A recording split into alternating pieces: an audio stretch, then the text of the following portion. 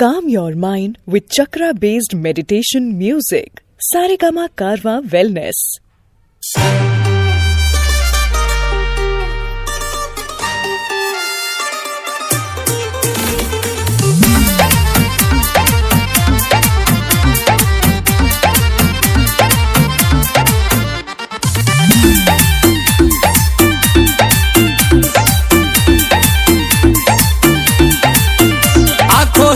आंखों में आंखें चार होता है, दे दे दिल जो वहीं दिलदार होता है।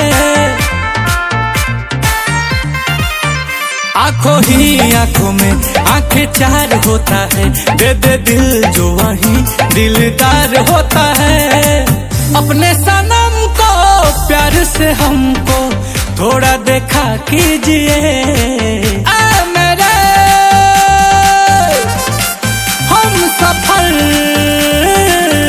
काले आंखों में तो चश्मा लगा लीजिए। मेरे हम सफल, काले आंखों में तो चश्मा लगा लीजिए।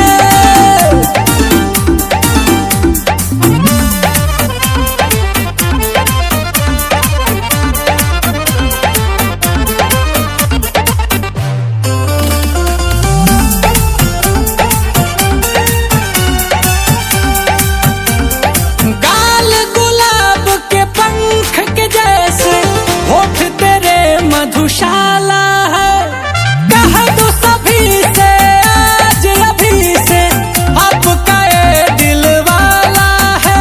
ऐसे हंस के दिल में बस के जरा सीने में तो चाहत जगा लीजिए। रूप है धूप है, लगा लीजिए।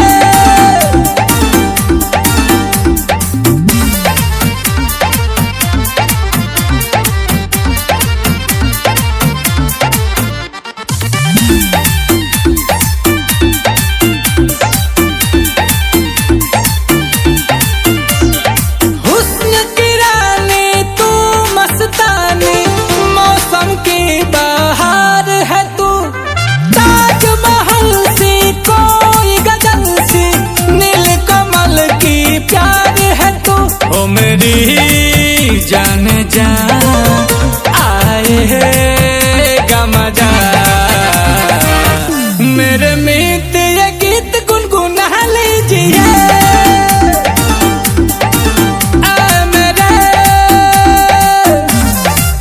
दिल के चैन, काले आंखों में तो चश्मा लगा लीजिए।